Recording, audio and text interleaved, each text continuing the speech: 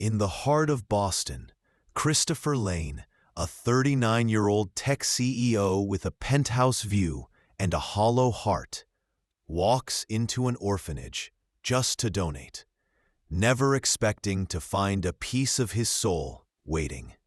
A boy, Ethan, sits alone, calmly playing chess. Blonde hair, blue eyes, just like Christopher's. But it's not just the face that stops him cold. It's the ring. A worn silver band Ethan says belonged to his mother. The same one Christopher gave to a woman he once loved and lost. As memories flood in, so do regrets. Ethan doesn't know who he is. And Christopher, he can't walk away. Not again. But will a DNA test confirm what his heart already knows? And if it does, how do you make up for 10 lost years in a boy's life? When luxury feels like a lie, and trust must be earned one chess game at a time, will this lonely CEO become the father he never thought he could be? A custom chess set, a child's guarded stare, a man chasing redemption. Will love find a way, or is it too late? Subscribe to see this heartfelt story unfold. Rain tapped lightly against the tinted windows of the sleek black car as it pulled up to the brick building on Tremont Street. Christopher Lane, 39, stepped out in a tailored navy coat, his golden hair ruffled slightly by the wind. He looked like every inch the Boston tech CEO, polished, efficient, unreadable. But as he stood before the weathered entrance of the orphanage, something in him faltered. "Are you sure about this, sir?"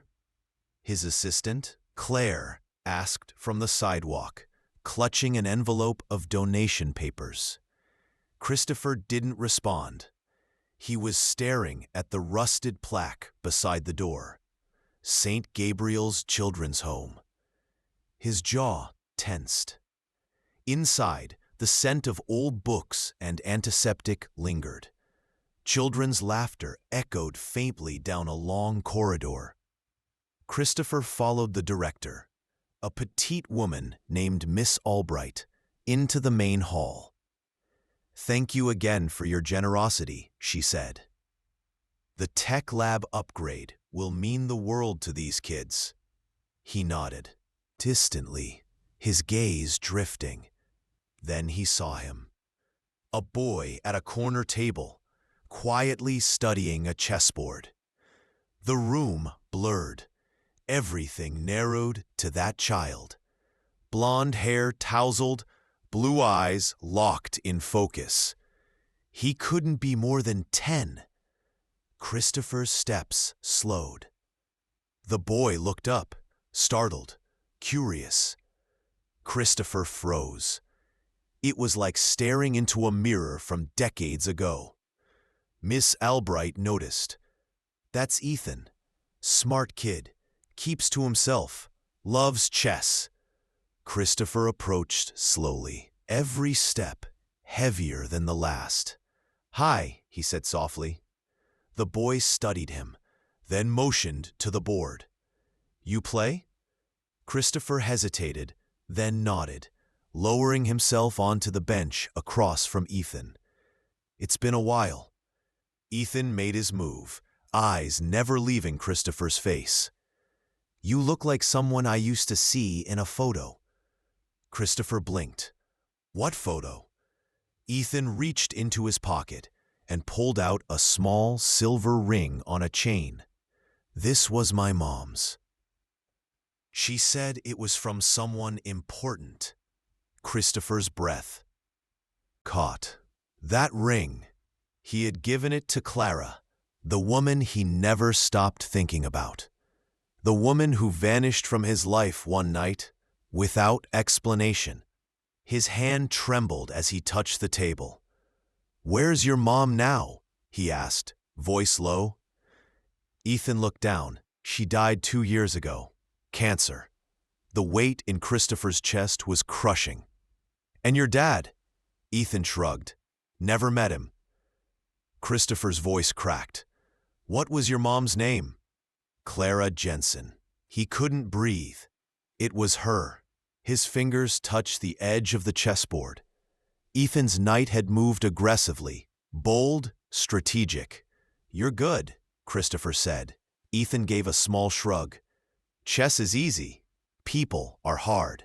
Left. I never knew about him. Ms. Albright's smile faded. We didn't know. Ethan was placed here after her passing. No father listed. I want to help him, Christopher said firmly. Today. She eyed him cautiously. This isn't something we rush. I understand, he said, eyes steady. But I'm not leaving without doing something. Later, as he waited outside, Ethan stepped onto the front steps, clutching the chessboard under his arm. He looked at Christopher, unsure. I got you something, Christopher said gently, opening the car door to reveal a brand new wooden chess set with carved ivory pieces. Ethan's eyes widened. Thanks, he said, almost whispering, then added, You really don't have to. I want to, Christopher replied. Ethan nodded slowly, then looked up. Are you coming back? Christopher swallowed hard. Yes, I promise. The boy nodded again, but his eyes didn't trust it. Not yet. Christopher slid into the car, the silver ring still in his hand, burning with memory. Outside the dot. Window, Ethan stood in the doorway, chessboard tucked under one arm, the other hand gripping the chain around his neck. And for the first time in 10 years, Christopher Lane didn't feel alone. Not completely. The next morning, Christopher Lane stood at the edge of his kitchen island, untouched coffee growing cold beside his phone. His penthouse offered a pristine view of the Charles River, but he wasn't looking. He was staring at the ring, Clara's ring, still on that silver chain, now resting on the marble counter like a ghost that had finally spoken. Claire walked in, tablet in hand. You've got the quarterly call at 10 and investors at... Cancel it, he said, voice quiet but firm. She blinked. Sir? Cancel everything today. I'm going back to St. Gabriel's. 30 minutes later, he was outside the orphanage again. But this time, he wasn't there for a photo op or donation. He walked straight to the front desk. I need to see Ethan. The receptionist nodded, surprised by his urgency. He's in the rec room. Chess morning. Christopher stepped in slowly. Ethan sat at the same table, chess pieces mid-game against himself. You came back, Ethan said, without looking up. I said I would. Ethan made a move, then tilted his head. Are you here to play again? Not today, Christopher said, pulling out the chair. I wanted to talk. Ethan studied him for a moment. Okay. Christopher reached into his coat and placed the ring on the table. That belonged to someone I cared about. A long time ago. Ethan's eyes flicked to it, then back to Christopher. My mom? He nodded. Clara. We were together once. I didn't know about you. Ethan didn't respond. She never told me. I didn't leave because I didn't care. I left because I thought she was gone from my life for good. Ethan pushed a pawn forward. She said people don't stay, even the good ones. That sentence hit like a hammer. I want to stay, Christopher said, if you'll let me. Ethan glanced at him, then back at the board. People say things. Doesn't mean they mean it. Christopher didn't push. He just nodded. That's fair. Miss Albright approached, holding a folder. Mr. Lane, may I speak with you?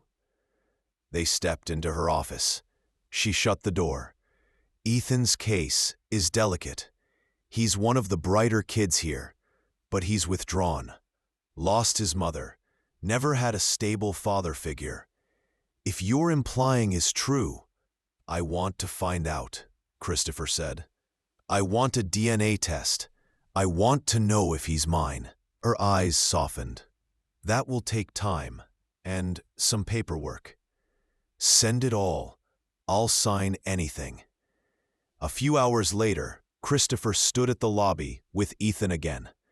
I'm staying nearby tonight. There's a hotel with a rooftop chess lounge. Ethan looked up, skeptical. Thought maybe you'd like to come play. I can't leave. Christopher looked at Miss Albright. Could we arrange a visit? Supervised? She nodded. Just for a few hours. In the car, Ethan sat silently, the chessboard across his lap. At the hotel, they entered a place. Quiet suite, where a brand new digital chess table awaited. Ethan's eyes lit up, just a little. You did this for me? He asked. I figured a real chess master deserves a real setup. They played quietly, no big words, just clicks of pieces and occasional glances. Mid-game, Ethan looked up. Did you love my mom? Christopher's hand paused over the rook. Very much.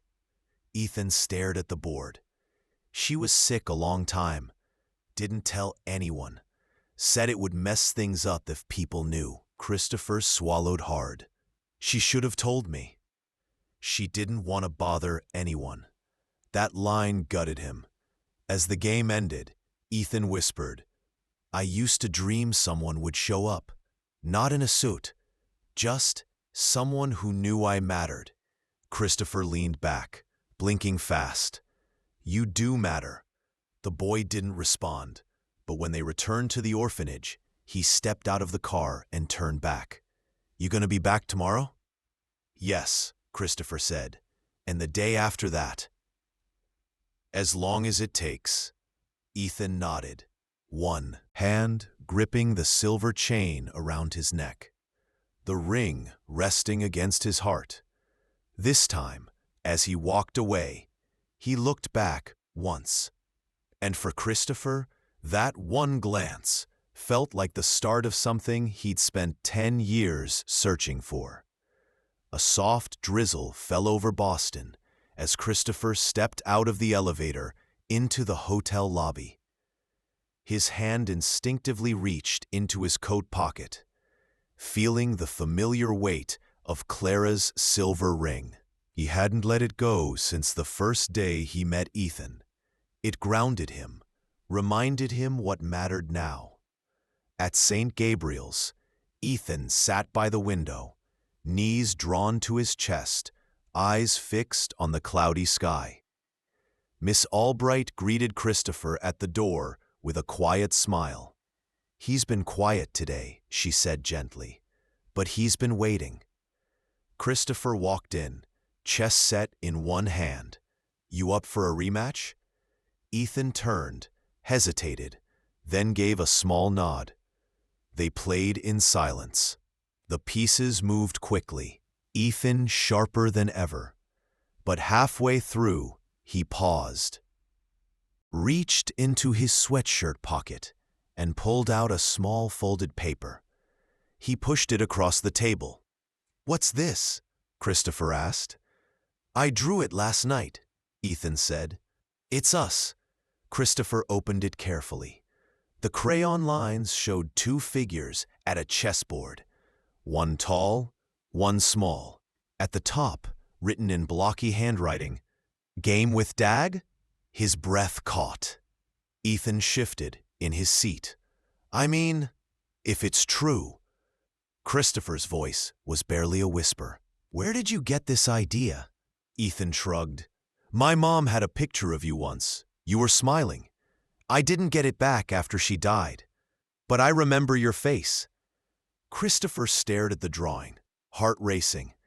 You still have the ring? Ethan nodded and pulled the chain from under his shirt. The silver glinted softly under the light. "I gave that to your mom when we were 26, Christopher said, eyes misting. "She wore it every day until she left." "She didn't want to leave," Ethan replied, surprising him. "I heard her once. She said she was scared you'd lose everything if people knew." Christopher closed his eyes. He remembered. Clara had been offered a job out of state, right as his company began its first funding round. She left with no goodbye, just a short letter. He thought it was ambition, but now it sounded more like sacrifice. "I want to know for sure," Christopher said. "I've hired a lawyer. There's a test we can do. DNA." Ethan looked down.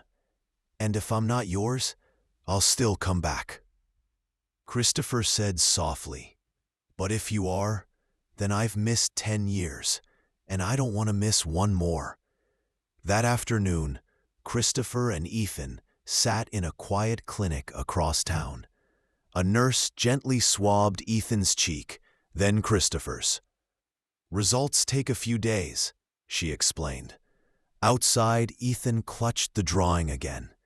"I don't like hospitals." Christopher smiled gently. "Me neither." They shared a quiet ride back to the orphanage. As they pulled up, Ethan didn't move. "Can I stay with you just for tonight?" Christopher glanced at Miss Albright, who stood waiting at the front steps. He stepped out, spoke with her briefly. She hesitated, then nodded. That night, Ethan stepped into Christopher's penthouse for the first time. The lights glowed warm against the hardwood floors.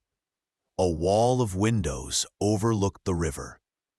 But Ethan went straight to the corner, unzipping his backpack and pulling out the paper drawing, propping it carefully on a side table. "This way, I don't forget where I am," he said. Christopher knelt beside him. "You're not forgotten." Ethan curled up on the couch, clutching the pillow. "Will it feel weird if the test says yes?" Christopher looked out at the city. "It already feels real. I don't need the test to feel it." Ethan didn't answer, but a few minutes later, he whispered, "I hope it's yes." Christopher sat nearby, watching the boy fall asleep, the crayon drawing catching the glow of the city lights. For the first time in years, silence felt like peace, not emptiness. The soft hum of the city stirred Christopher awake. He sat up slowly on the couch, a throw blanket half draped over him. Across the room, Ethan lay curled up on the guest bed Christopher had hastily made in his home office, the crayon drawing still propped on the table beside him. Christopher stood, walked to the kitchen, and started the coffee. His thoughts swirled with Ethan's face, the weight of the ring, and the small voice that said, "I hope it's yes." Ethan shuffled in moments later, hair tousled, rubbing his eyes. "Do you always get up this early?" "Only when I've got something worth waking up for," Christopher replied with a soft smile. Ethan leaned on the counter. "You think the results will come today?" Christopher nodded. "Probably this afternoon." Ethan stared at his hands. "What if it says no?" "Then I still want to be in your life," Christopher said, "because everything about you feels right." The boy didn't answer. But when Christopher placed a mug of warm milk in front of him, he took it silently. That afternoon, they walked into the law office where Christopher's attorney, Mark Ellison, waited with an envelope on the desk. Ethan clutched the drawing in one hand, his fingers tightening around the crinkled edges. Mark looked at them both. "Are you sure you want to hear it now?" Christopher nodded once. Ethan just stared at the envelope. Mark opened it slowly. The test is conclusive. Christopher, Ethan is your biological son. The air left the room. Christopher gripped the back of Ethan's chair, his throat tight. Ethan's voice was small. So, I was right. Christopher dropped to one knee beside him. You were right, kid. I'm your dad. Ethan didn't say anything. He looked down, then back up. Then, why weren't you there? The question cut straight through him. I didn't know, Christopher said, voice raw. If I had, Ethan, if I had known, you would have never been alone. Never. The boy looked away, biting his lip. She used to cry at night. Thought I didn't hear. Christopher reached into his pocket, coat, and pulled out the ring again. She wore this until the day she left. I found out yesterday. She didn't tell me because she thought my company would suffer. Ethan's grip tightened. So she gave me up to protect you. Christopher nodded slowly. She loved you, Ethan. That's clear. But she shouldn't have done it alone. Ethan didn't reply. He stood up and walked to the window, shoulders stiff. I don't know how to feel. You don't have to decide today, Christopher said gently. We've got time now. Ethan turned. But I missed 10 years. Christopher's eyes misted. So did I. They left the office in silence. Back at the penthouse, Ethan retreated to the guest room. Christopher paced the living room, unable to settle. He finally walked around the same chessboard. She told me once, people don't leave if you give them something to come back to. Christopher stared at the page. You gave me more than that. You gave me a reason to come home. Ethan hesitated, then whispered, Can I stay here again tonight? Christopher nodded. Every night if you want. Ethan looked up. Then can we do something different tomorrow? Anything. I want to see her grave, he said. I want to tell her, I found you. Christopher's heart clenched. We'll go together. As the sun dipped behind the city skyline, the boy and his father sat shoulder to shoulder on the floor. No more tests, no more questions, just a sketchbook between them, and a bond that had finally begun to mend. The next morning, the sky was pale gray as Christopher and Ethan stood together at the edge of Forest Hollow Cemetery.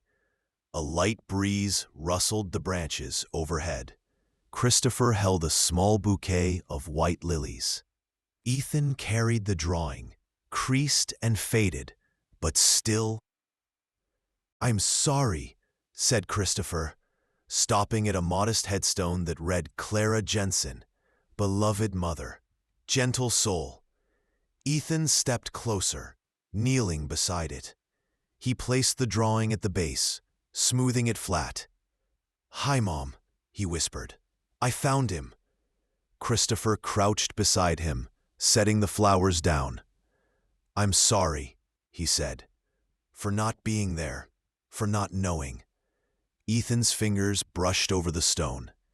She used to say my dad would have loved chess. I thought she was making it up. Christopher smiled faintly. She wasn't. They stood in silence for a long moment. Then Ethan looked up. What happens now? Christopher placed a hand on his shoulder. Now we start over, together. Back at the penthouse, Christopher turned his attention to something he'd been avoiding. Arranging custody. Mark, his attorney, laid out the plan. You'll need to submit a petition. The court requires proof that you're prepared, emotionally, financially, and logistically, to become Ethan's end guardian. Christopher frowned. That's not a problem. Mark raised an eyebrow. It's not about money, Chris. It's about stability. They'll want to know Ethan has a home, school, medical care, and they'll ask Ethan if this is what he wants. Ethan, sitting on the other side of the room with a chess puzzle book, looked up. I don't want to go back to the orphanage. You won't, Christopher said, turning to him. Not if I have anything to say about it. Later that evening, Christopher brought Ethan to his old childhood home, an empty townhouse he hadn't visited in years. Dust coated the banisters, but the bones of the place were strong. I bought this back after my dad passed, he said. Thought I'd sell it someday, but maybe it's time to fix it up. Ethan peeked into the empty living room. It's big. It could be ours, Christopher said, if you want a place that feels like home. Ethan nodded, slowly. Can I have a chess corner? Your own room, a chess corner, and anything else you want. Christopher smiled. They stood in the doorway a moment longer, before heading back. Christopher opened his laptop and began the legal paperwork. He paused halfway through, watching Ethan curled up on the couch, the puzzle book open in his lap.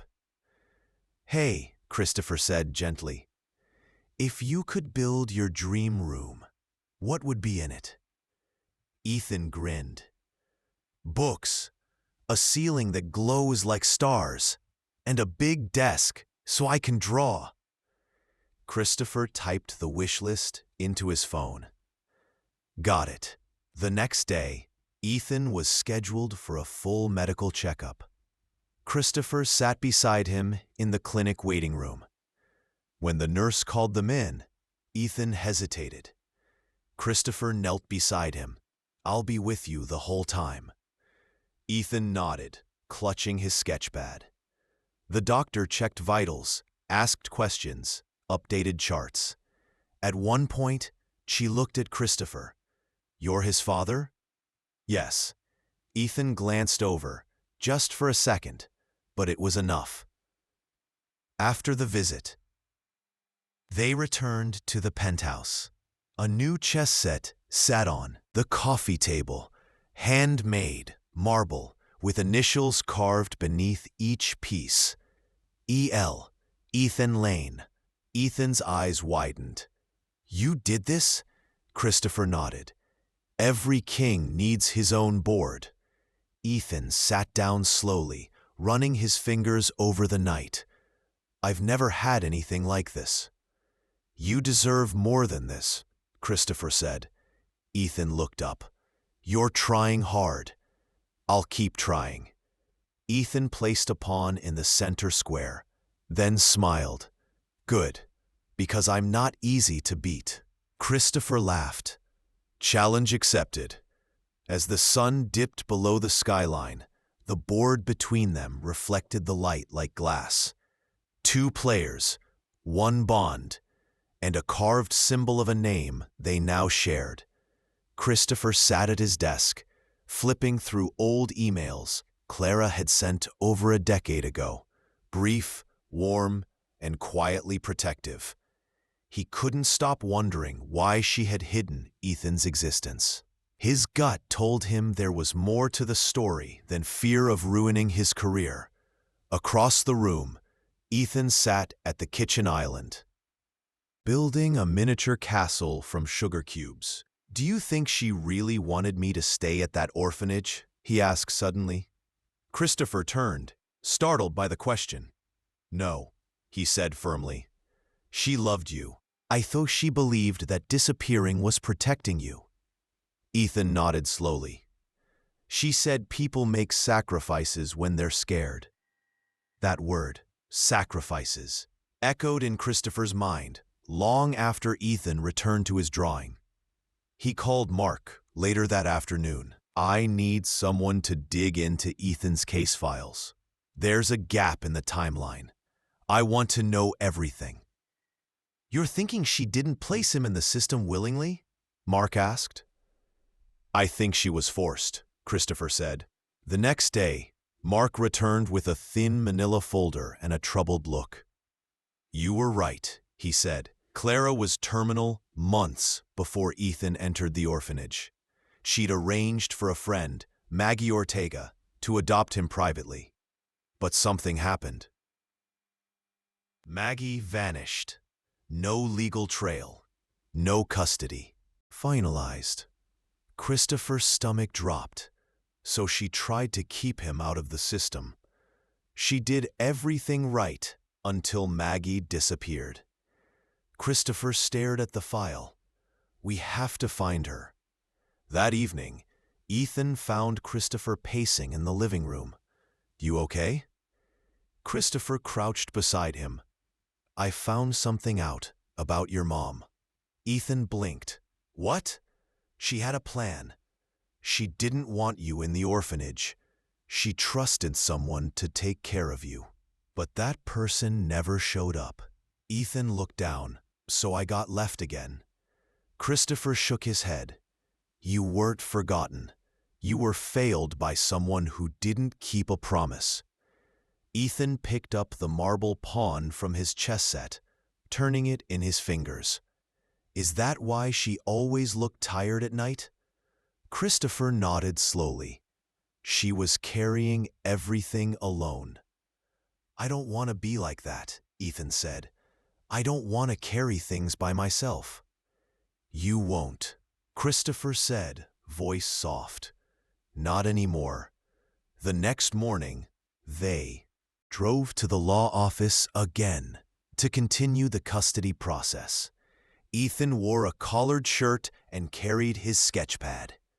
In the waiting room, he tugged on Christopher's sleeve. If I get to stay, can I change my name? Christopher looked at him. To what? Ethan Jensen Lane. Christopher's throat tightened. You sure? I want her name and yours. Both. Christopher squeezed his shoulder. Then that's what we'll do. Later that day, Christopher returned to St. Gabriel's with Ethan, not to drop him off, but to retrieve the last of his things. Ethan led him to a small, worn-out locker. Inside were 3 books, a broken watch, and a shoebox filled with drawings. Christopher knelt beside him. You drew all of these? Most of them are guesses, Ethan said. What I thought you'd be like. He handed over a page showing a man, in a business suit, kneeling next to a boy under an umbrella. The boy was crying. The man held out a hand. I drew this last year, Ethan whispered. Didn't know your name then. Just hoped. Christopher folded the page carefully. Can I keep this? Ethan nodded. It's the only one I never wanted to throw away. As they walked out of the orphanage for the final time, Ethan turned to look back, then let out a small breath. Feels weird. Leaving a place always does, Christopher said. Ethan stepped closer. Can we get pizza tonight? We'll get whatever you want. That night, over slices of pepperoni, Ethan pulled out his sketch pad again. Look what I made, Dad, he said. It was a new drawing, him and Christopher, side by side, standing in front of the old townhouse. Above them, Ethan had written, Our New Start. Christopher stared at it, eyes wet. You just made it real. Rain streaked the windows of the courthouse lobby as Christopher paced the polished marble floor. His hand clenched the file of custody documents, nerves tight despite every step he'd taken. Across the room, Ethan sat on a bench, drawing quietly in his sketchpad. The courthouse echo swallowed his voice when he said, You ready, buddy? Ethan looked up. I drew something for the judge. Christopher walked over. Can I see? Ethan flipped the page around. It was a crayon sketch of a house with 2 names written over the door. Ethan Jensen Lane and Dad. Christopher blinked back emotion. That says everything. Their attorney, Mark, emerged from a nearby bar. They're ready for us. Inside the courtroom, the judge, an older woman with kind eyes, eyed them over her glasses. Mr. Lane, you're seeking full legal custody. Yes, Your Honor. She turned to Ethan. And you, young man, do you want Mr. Lane to be your guardian? Ethan stood, holding the drawing with both hands. He already is, but I want the papers to say it too. The judge studied the paper, a small smile tugging at her lips. Well, that's the clearest answer I've heard all week. Christopher let out a breath he hadn't realized he'd been holding. Outside, as they stepped into the overcast afternoon, Ethan glanced up. So it's official. Christopher crouched to his level. You're mine, all the way. Ethan gave a rare grin. I get to stay? Forever. That night, back at the penthouse, Christopher brought out a wrapped box. There's something I've been working on. Ethan tore into it, eyes going wide as he pulled out a sleek laptop. For me? It's loaded with chess programs, strategy games, and drawing software. Ethan blinked. I don't even know how to use half this stuff. You will, Christopher smiled. And I'll be right here to help. Ethan looked down at the device, then at him. Mom would have liked this. Christopher's voice lowered. She would have been proud of you. As Ethan explored the programs, Christopher scrolled through his phone and paused on a photo of Clara, one of the last he had.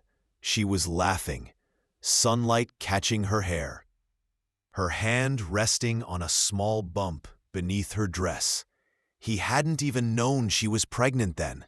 The image burned into his thoughts as he closed the phone and watched Ethan master the game's opening screen, but the peace was short-lived. Later that week, a knock sounded at the door. Mark stepped in, holding a yellow envelope. I followed up on Maggie Ortega, he said. Christopher took the file, flipping it open. She resurfaced 6 months ago. Brief stay at a women's shelter under a different name. Christopher's brows knit. What happened? Turns out Clara's decision to entrust Ethan to her wasn't misplaced, but someone intercepted the arrangement. Who? Christopher's voice grew sharp. Maggie reported that Clara's older brother, Samuel, threatened her, said Ethan needed to disappear or Clara's final wishes wouldn't be respected. Christopher's hands tightened. Samuel? He vanished right after Clara died. No trace since. Ethan stepped into the room, hearing the name. Uncle Sam? Christopher froze. You remember him? Ethan shrugged. He used to visit sometimes. Mom didn't like it. She'd make me go to my room when he showed up. Christopher exchanged a look with Mark. Later that night, Ethan stood at the big window, watching the streetlights flicker. Was he bad? Christopher sat beside him. He didn't make good choices, but that's not your fault. Ethan was quiet. Then he whispered, I'm glad she didn't let him take me. Christopher reached out. Me too. Ethan reached into his sketchpad and tore out the courthouse drawing. He handed it to Christopher. Keep this, so you always remember today. Christopher looked down at the house, the names, the sun drawn overhead in bright yellow. I won't forget, he said softly. The page was folded and placed into Christopher's desk drawer, beside Clara's ring. 2 symbols, 1 legacy, and a future still unfolding. The sun was just beginning to rise over Boston when Christopher found Ethan, already awake, curled on the living room couch, staring at the chessboard. His marble pieces were set up mid-game, frozen in a thoughtful pause. Christopher poured a cup of coffee, glancing over. Couldn't sleep? Ethan shook his head. Had a dream. Mom was sitting right there, he pointed. But when I tried to talk to her, she disappeared. Christopher walked over and sat beside him. I have those too, where you try to hold on, but it slips away. Ethan ran his fingers over the queen. Do you ever feel like I'm too late? Christopher turned toward him. No, never. If anything, I feel like I'm the one catching up. Ethan gave a weak smile, but his eyes were distant. Later that morning, Christopher brought Ethan to his office, a towering glass structure in the heart of the city. You sure I can come in? Ethan asked, looking up at the lobby. You're not just welcome, you're expected, Christopher said, holding the door open. Inside, suits bustled and screens glowed. But when Christopher placed a hand on Ethan's shoulder, the room slowed down. This is your dad? One of the engineers asked. Ethan stepped behind Christopher, half hiding. Christopher smiled. This is Ethan, my son. There was a silence, then nods, smiles. Few surprised expressions. But no one said what Christopher feared. No one questioned it. Still, by the time they returned home that night, Ethan was quiet. You okay? Christopher asked. I don't belong there, Ethan muttered. Everyone's smart and grown up, and I'm just from an orphanage. Christopher sat beside him. That doesn't define you. But I don't get any of it, Ethan said. They talked about code and stocks and stuff I've never even heard of. You're 10, Christopher said.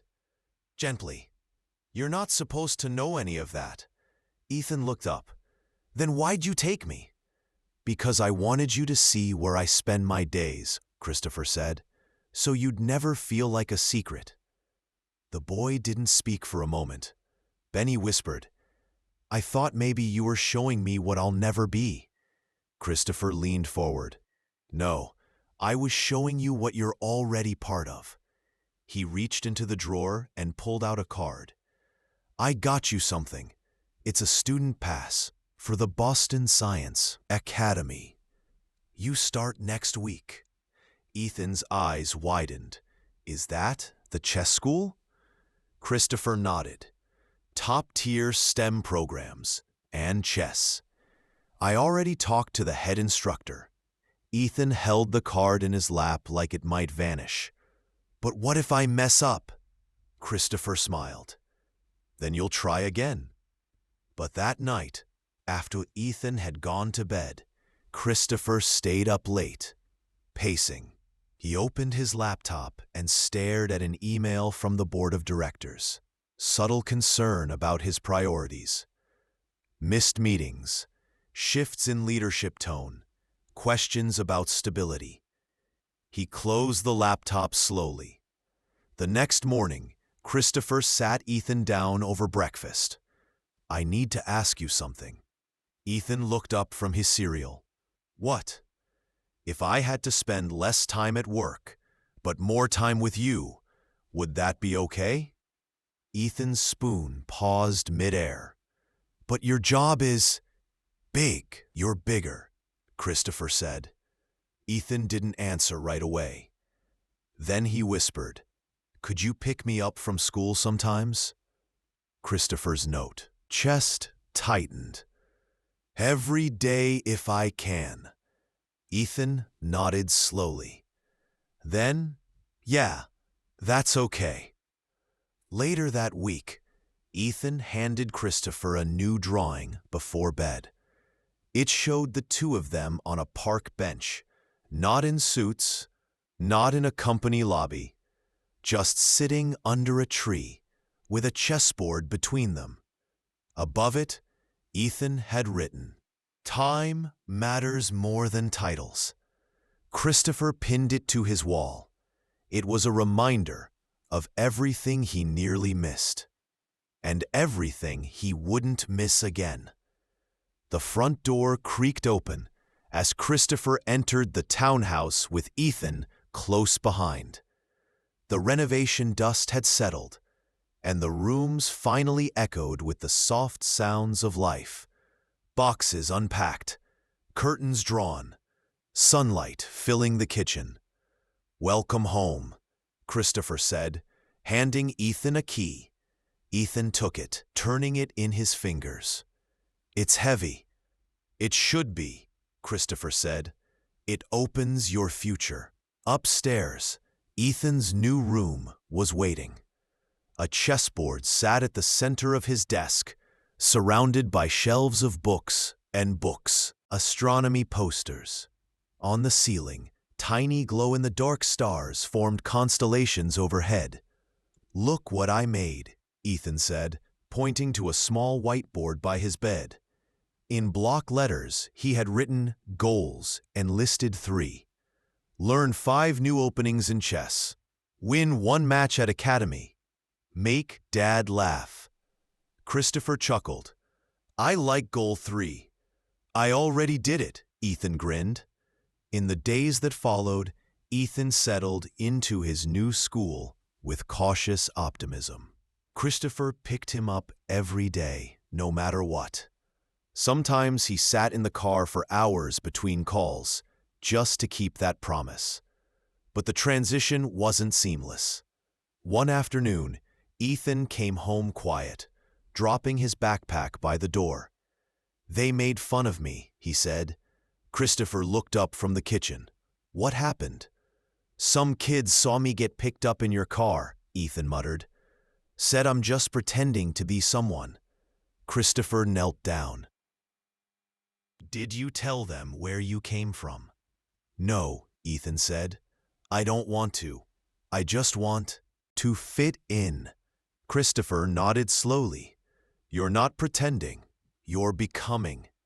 Ethan didn't say anything, but that night he erased his goals and rewrote one at the top. "Be who I am."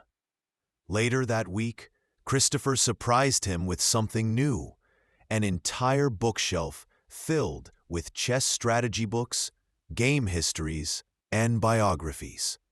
Ethan's jaw dropped. "All of these?" "Every great player leaves clues," Christopher said. "You're going to find yours."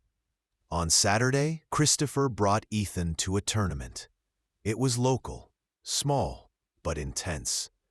The gym buzzed with the sound of clocks ticking and kids deep in thought. Ethan placed his name card on the first board, Ethan J. Lane. Christopher watched from the sidelines, nervous. Ethan looked confident until he wasn't. His opponent was older, taller, faster. By the 6th move, Ethan was behind. By the 12th, he was rattled. He lost in 21. Outside, Ethan kicked the pavement. "I thought I was ready." "You were," Christopher said, "but not for the win. You were ready to show up." Ethan looked at him frustrated. "That's not enough." Christopher crouched beside him. "Losing doesn't erase what you've learned. It proves you're still in the game." Ethan's fists stayed clenched. "Mom said I always give up when it gets hard." Christopher's voice softened. "She was wrong about that. You're still here." That night, Ethan didn't play chess. He didn't draw. He just sat at the window, watching the street below. Christopher brought him a warm cocoa and set it on the sill. Ethan turned slightly. "Did you ever lose?" Christopher chuckled. "I lost 100 pitches before anyone said yes." Ethan tilted his head. "And now you're the CEO?" "And now I'm your dad," Christopher said. "That's the win that counts." Ethan finally smiled. "I'll try again." A few days later, Christopher found a new drawing taped to the fridge. It was of Ethan in front of a chessboard again. But this time, a banner above read, "One loss doesn't mean the end." Next to it, in small handwriting, "Thank you for staying." Christopher didn't say anything. He just stood there, one hand resting on the drawing, heart full. And in that moment, the house didn't feel new anymore. It felt like home. The first night in the townhouse felt like a fresh start. But by the second week, cracks began to show. Ethan grew quieter, more distant. His drawings shifted. Less color, more shadows. The cheerful energy that once buzzed around his chessboard now flickered like a light struggling to stay on. Christopher noticed it first when Ethan turned down a match. "Wanna play?" Christopher asked, setting up the board. Ethan didn't look up from his notebook. "Maybe later." Christopher nodded, but the silence between them was heavier than usual. That night, Christopher found one of Ethan's drawings left on the kitchen counter. It showed their home, but the doors were locked and the boy in the picture was sitting outside with a suitcase. Christopher stirred pancakes and brought the drawing to the table. "Ethan, can we talk about this?" The boy shrugged. "Just a sketch." "But it feels like more," Christopher said gently. "Are you scared I'll leave?" Ethan looked down. "No, I'm scared you'll send me back." "Why would you think that? I messed up the tournament. I'm not like you. People at school, they don't get it. I feel like a guest in my own house." Christopher set down the fork. "You're not a guest, Ethan. You're family." Ethan still didn't meet his eyes. That weekend, Christopher surprised him with a visit to the academy before Monday. The halls were quiet, chessboards stacked neatly along the walls. "Headmaster agreed to let you meet someone," Christopher said. In the study lounge, a teenager waited. Samir, one of the top chess students. "You're Ethan?" Ethan nodded slowly. "I heard about your first match," Samir said. "You made it 12 moves against Marcus?" "Yeah," Ethan said. "Then I blundered." Samir grinned. "So did I. My first match, I cried in the bathroom." Ethan blinked. "I'm still here," Samir added. "You don't need to be perfect. You just need to love the game." As they walked out, Ethan turned to Christopher. "He's like really good." "He is," Christopher said. "And he was where you are." That evening, Ethan picked up a pencil again. "Look what I made, Dad." He held up a new drawing. This time, the house was open. The doors were wide. Inside were two people sitting by a fire, one holding a chess piece. "I like this one better," Christopher smiled. Ethan nodded. "Me too." But the unease hadn't disappeared entirely. That Monday after school, Christopher came home to find Ethan playing alone in the corner. A pile of unopened gifts sat beside him. Books, a new chess clock, even a personalized hoodie. Christopher crouched beside him. "What's wrong?" "I don't want this stuff." Christopher paused. "You don't like it?" Ethan shook his head. "It's not about that. I'm scared that if I get used to it, you'll change your mind." The honesty hit hard. Christopher sat on the floor. "I'm not buying things to win you over, Ethan. I'm building a life you deserve." "But what if you realize I'm not who you hoped for?" "I didn't hope for perfect," Christopher said. "I hoped for you." Ethan looked away, but his shoulders softened. Christopher reached over and opened the hoodie. "It has your name on it because you belong here, not because you owe me anything." Ethan touched the embroidered patch. "Ethan J. Lane." Later that night, Christopher found a sticky note on his desk. It read, "You don't have to prove anything. I already believe you. He folded it and placed it beside the old ring and the courthouse sketch. 3 items, 3 turning points. The boy who feared being sent away was slowly starting to believe. This time, he was staying. The sun peeked through the living room windows, casting soft light on the chessboard where Ethan sat, eyes narrowed, fingers tapping a knight. Across from him, Christopher matched his intensity, but with a playful smirk. "You sure you want to do that, champ?" Christopher teased. Ethan grinned. "You're stalling." With a dramatic sigh, Christopher moved his bishop. Ethan immediately responded, setting up a trap. Within 3 moves, it was checkmate. Ethan leaned back. "You walked right into it." Christopher laughed, raising his hands. "You got me." Ethan looked down at the board. "Feels different now. Like we're not just playing. We're building something," Christopher said. Together. That night, they walked to a nearby park for fresh air. Leaves danced on the sidewalk. Ethan ran ahead, hoodie flapping behind him, then stopped suddenly, staring at the community bulletin board near the playground. "Dad," he called. "Look."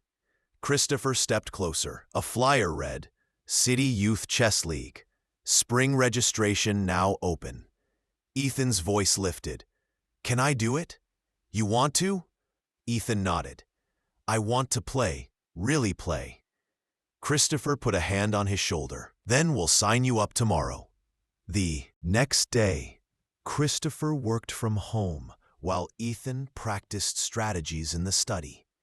They had fallen into a rhythm: meals, homework, games, walks.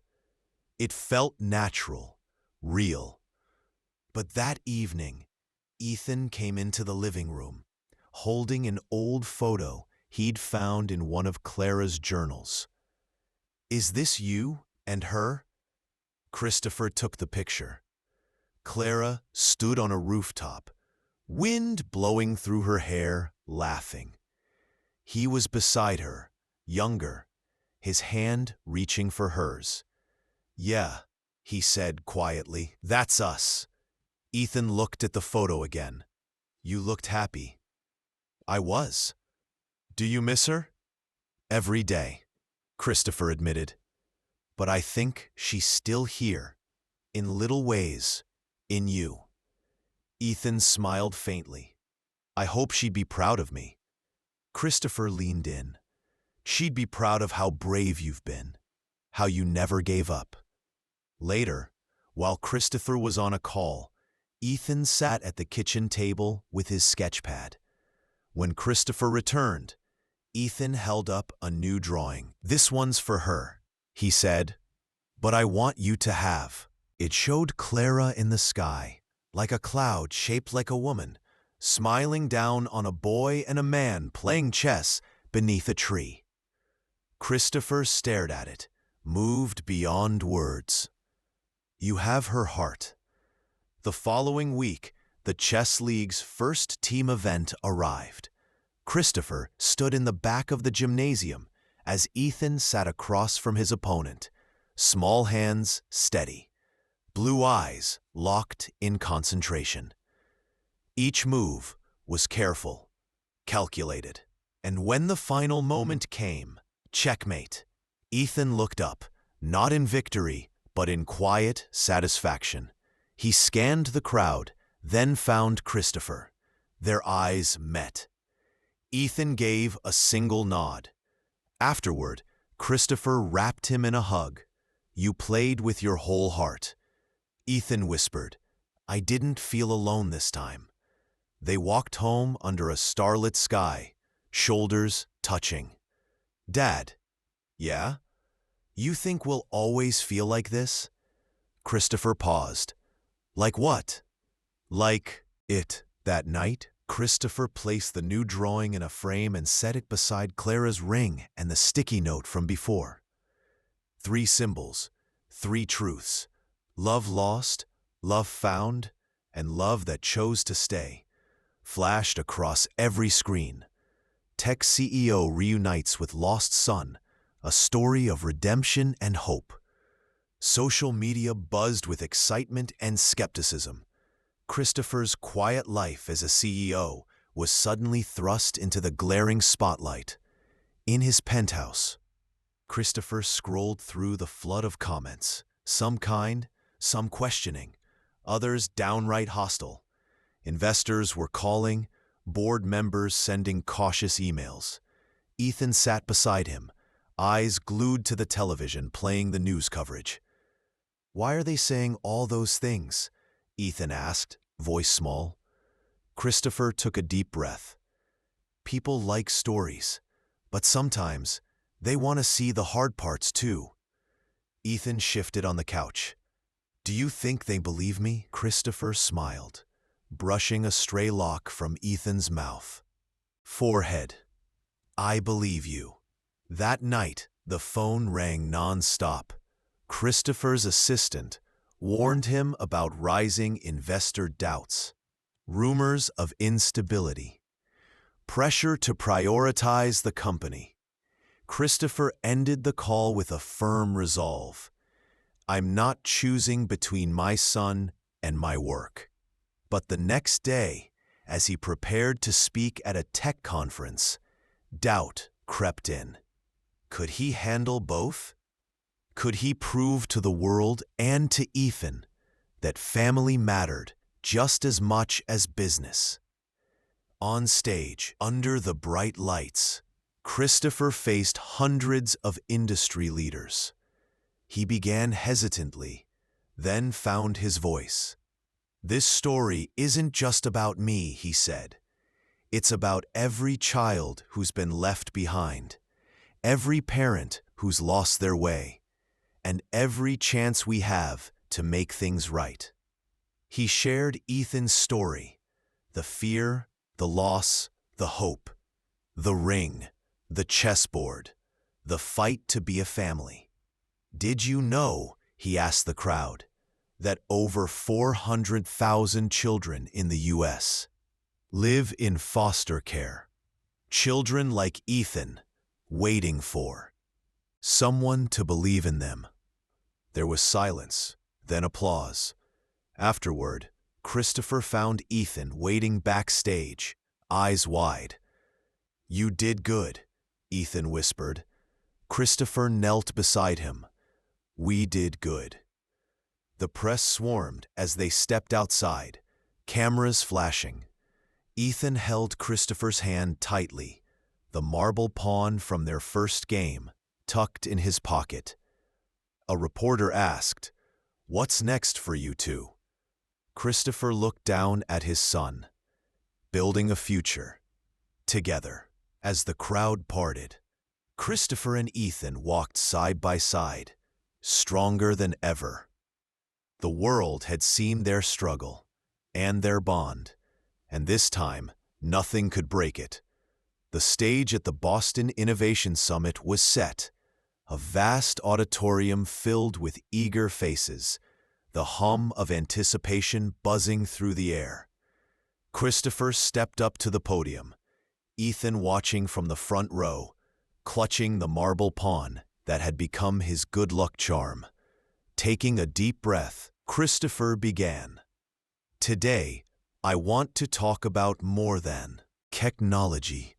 I want to talk about the future we build, not just with code and machines, but with hearts and hope." He paused, scanning the crowd. "A few months ago, I found my son, Ethan, after 10 years apart. He was living in an orphanage, like hundreds of thousands of children across this country." A hush fell over the room. Over 400,000 kids are in foster care in the U.S. Many, like Ethan, longing for a family, for someone to believe in them. Christopher's voice cracked slightly, but grew stronger. "This experience changed me. It showed me the power of connection and the urgency to act. Ethan's small hand lifted the marble pawn, catching the light. "Which is why today," Christopher continued, "I'm announcing a partnership between my company and local organizations to create chess and mentorship programs for orphaned and foster children." He smiled, eyes locking briefly with Ethan's.